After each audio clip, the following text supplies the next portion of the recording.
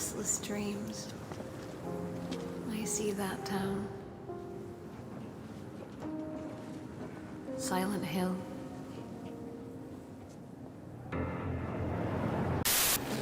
And I don't want to be anywhere near you when you figure that out.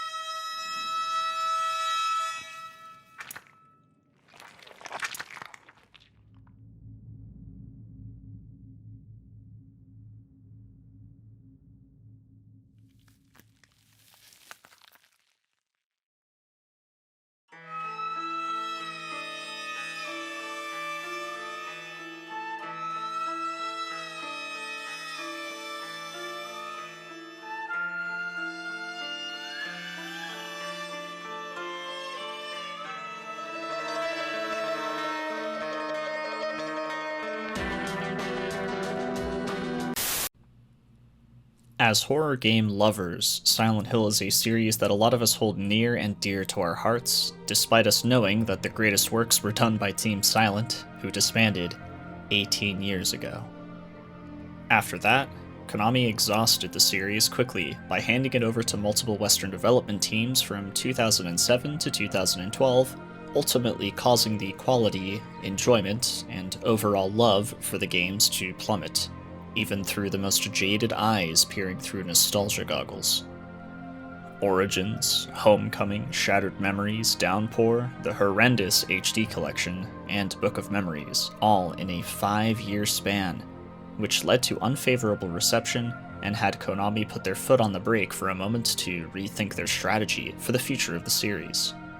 In 2014, it was revealed that Hideo Kojima was working on Silent Hills, and him and his team even went out of their way to make a promotional playable teaser to show what they were capable of. It's not a demo for Silent Hills, which still seems to be a popular belief 7 years later, but it was pretty cool. Upon the cancellation of Silent Hills, the fan base went back to what they were doing for so many years prior, playing the good ones, the ones by Team Silent, hoping that one day, that lightning in a bottle that somehow reoccurred multiple times would come back in some way and revive the series. Unfortunately, all hope seemed lost as hundreds of rumors and supposed leaks over the course of 7 years proved to be false, with the only people profiting or feeling good about any of that being game journalists and social media fiends both obsessed with clickbait analytics and engagement. After so many years of that, it's safe to say that a lot of us were disappointed, fed up, and somewhat scared about what Konami would even put out with a return to Silent Hill, given the poor history. After countless examples of Konami putting such minimal effort into making money off of their greatest IPs, they would announce something none of us would have expected. The Silent Hill transmission taking place on Wednesday, October 19th. I mean, sure, SilentHill.com is still a meme that they don't care to buy back, but they have dedicated a part of their website to what seems to be new Silent Hill content. Speculation spiked dramatically, and some people began to regain hope in the series actually having new games, while others like myself were nervous and scared for the worst case scenarios, like another HD collection fiasco or maybe a mobile game. Boy oh boy, was I wrong. This transmission birthed my greatest fear with something that I had dreaded happening for a while, yet it still piqued my interest by presenting something completely different from that fear. It left me angry, confused, disappointed, but I'm still somehow excited and eager to play. In this video, I simply want to explain how I feel about each individual thing that was presented, why I don't like it, and why I do. Silent Hill 2. Let's start with the most important thing, Christoph Gans. Now I know what you're thinking, Maxie, shut up, you've just said Silent Hill 2. Yeah, alright, well, get this. On the transmission, it was mentioned that Christoph Gans presenting the idea of a new Silent Hill movie was the first thing that Konami had ever considered for the series after all these years. It was only after that Konami felt that a movie might not be enough. Yeah, they actually thought to themselves that Silent Hill fans might not only want a movie, maybe they would like a game. Yeah, you think? So, yeah, I don't know how to feel about saying this, but it's official. Christoph Gans somehow revived the Silent Hill series entirely and brought games back into fruition. Thanks, Christoph, I guess. Right, now that I've gotten that out of the way, let's actually talk about Silent Hill 2, the reboot. Yeah, I don't know why so many people are convinced this is going to be a remake, when Konami themselves have stated on that transmission in text that it is a reboot. This means that liberties will probably be taken to transform anything that they deem fit, from story to characters to mechanics, you name it. Obviously, this is a huge red flag, and it should not be overlooked just because Silent Hill's back. I'm not trying to kill anyone's hope or hype, but please, don't fool yourselves here. Unless Akira Yamaoka and Masahiro Ito really keep Bloober Team in check, it might end up being a mess. Many of you watching know that Akira is the mastermind behind the soundscape and soundtrack of the Silent Hill games all the way up until he stopped right before Downpour. It goes without saying that his work is incredible, and it's so good that he's actually working on this. Not only that, but Masahiro Ito can definitely help Bloober out a lot with design and just the general look of everything and make sure that it is faithful to the original.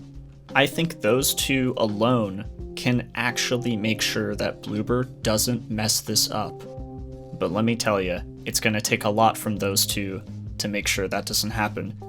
Don't let the stunning trailer or the amazing visuals fool you. Let me explain why Bloober should not be the studio behind this recreation. Bloober are notorious for starting their career as a studio stealing art and ideas and content from other games, movies, and artists, copy-pasting them into their games, and slapping on a very poorly written story that incorrectly portrays mental illness, trauma, and even abuse. If you weren't aware of any of this and it's catching you off guard, well, I suggest watching the videos Bloober Team Bites by Bob Vids and the video The Medium, Dishonest and Disgusting by G. Henry Perez. Those videos alone explain enough about how cheap and lazy Bloober are, along with just how little they care about the serious subject matter that they base the backbone of their stories on. I mean, sometimes they just do the weirdest things as well, like licensing Blair Witch just to turn it into a game where a man with severe PTSD runs around lost in the woods with his dog, having hallucinations with convoluted meaning, which somehow results in him suppressing his memory of shooting a kid robbing a store, and that somehow correlates with being an evil woodland killer creature thing that ties in with the missing persons case that starts the entire sequence of events in the first place. This also means he's a bad husband and a bad officer. Yeah, it's dumb. I mean, Bloober are so awful at writing these types of stories that the main character in their somehow hit game The Medium sympathizes with someone who sexually assaulted a minor, and somehow it puts a negative spin on the victim instead. It's actually quite messed up. As I mentioned before, just watch those two videos if you don't believe me and you'll see what I'm talking about. Not only that, but they have never made a survival horror game in their entire time being a studio, because all of their games have no combat, minimal mechanics, barely any thought put into resource management, and puzzles with barely any depth. How exactly is this team in charge of recreating one of the greatest survival horror games of all time? Silent Hill 2 is a game that you can spend hours and hours explaining the tiniest details about, because Team Silent actually cared to put in that level of detail in the first place over 20 years ago. And it is still fascinating and marveled upon to this day. I personally would have loved to see a reboot, recreation, remake, whatever you want to call it, by a different studio, and have Bloober take on something entirely fresh and different instead. I may hate them, but I wouldn't care much if they were in charge of something completely new, which I guess I'd like to switch the subject over to, because I don't want to sit here explaining why Bloober sucks for an hour. Maybe I'll do that another time. But for now, let's focus on the rest of the transmission. Silent Hill Townfall. Obviously, this is a lighter subject because there isn't much to expect and not much to see either. Considering this is the studio behind Observation, I expect something similar to that experience, which doesn't sound bad. It sounds rather good. But obviously only time will tell with this one. The trailer is intriguing, and I don't really have much to say about it. The visuals on the Pocket Television look cool, and I sense that the device will be a core element to the gameplay. I do worry about the come here to be punished line, because that's not what Silent Hill is about. This line in the trailer surprised me, since the creative director John said he had played Silent Hill in '99 and became a fan at that moment. Unfortunately, the way that the town works in Silent Hill 2 is the way that a lot of people believe that Silent Hill works in general throughout the series, which is false information. This is the only thing that confused me, so I'll just move on with the conclusion that this game piques my interest, and I would like to know more. Silent Hill Ascension. What? The trailer makes me believe it's some sort of live service multiplayer game involving people choosing the fate of a protagonist and maybe other characters. It's pretty hard to say because not much was shown or said. Either way, I don't see this being a very important release, and it'll most likely cater to a more niche audience, perhaps becoming more popular on the eastern side of the world as opposed to the west. I'd like to point out 3 things that were significant and odd to me. Jacob, who I assume is the director, says that it's a live, real-time interactive series where millions of fans will watch together as the chilling story unfolds. Honestly, I don't really know how to comprehend this statement because I don't believe millions will watch or be involved, but it's also followed up by the statement that it's our chance to shape Silent Hill canon forever. Like, what does that mean? What does that even mean? I feel like this was just very performative, but whatever this is going to be, it's surely ambitious if he's serious about what he's saying. Moving on. Silent Hill F. Now this is what I'm talking about. This looks like something truly fresh, despite showing such a short trailer. I'd like to think that the F stands for flower, or maybe fungus, based on the body horror that we witnessed. It's not that body horror wasn't present in Silent Hill games, but this just looked a lot different, and obviously it looked a lot more modern. This is by far the thing I look forward to seeing the most in the coming years. Trying to recreate that lightning in a bottle experience that Team Silent was able to create is the reason why the Silent Hill series spiraled in quality in the first place, and that's the reason why this title is the one that resonates with me the most. For all I know, it could do exactly that, but with a body horror theme. But it's the one thing I really do have hope for here. Obviously, Townfall interests me, and Ascension is, well, I don't know. Oh, and, you know, the movie. The movie's a thing, the new one. I think that'll be worth watching at least once. But, yeah, no, anyways, Silent Hill F. This is what grabs me the most. Something new, something fresh, something that isn't clinging to what the old Silent Hill games established over 20 years ago. Even if some of us don't end up liking what we play in the future of Silent Hill, we still have the old Team Silent games that we will continue to love, and the Western dev ones to not love as much, but still play. You know, we did it for years, and having new content won't make us stop. And I'd like to point out that Jacob, the person who's behind the Silent Hill Ascension at the transmission, even said that he enjoys watching people stream and play Silent Hill. It's quite possible that I am one of those people who he has actually watched stream Silent Hill, because, I mean, there just aren't that many of us on Twitch. I kid you not, I've been streaming Silent Hill regularly since 2015, and it's quite wild, like, how niche it is, despite Silent Hill being so big. It's most likely due to, like, the inaccessibility of the series, because Konami hasn't cared to actually port more than one game to GOG or Steam, which, you know, that was one of the big takeaways from the event, is that Konami seemingly just want everybody to think that Silent Hill 2 is the only old game that exists, so that's the one they're going to reboot, and porting Silent Hill 1, 2, or 3 to GOG or Steam is not a priority, which is very unfortunate.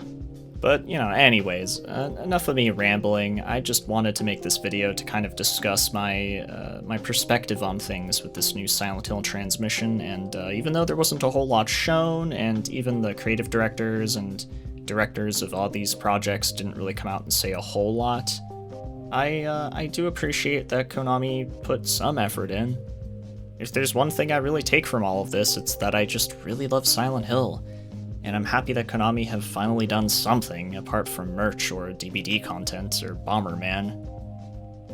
I might end up hating Bloober even more in the near future, which I'd be fine with that. It makes good content for the video I will eventually make on them. But yeah, I just want to thank you for watching. And if you want to see a Silent Hill video in the near future that is not about the transmission, it's about an older Silent Hill game, and it's about a certain history of a Silent Hill game, and it's going to be very, very cool and very well edited by not me. So yeah, huge stuff coming up. So I implore you to subscribe and look out for that video.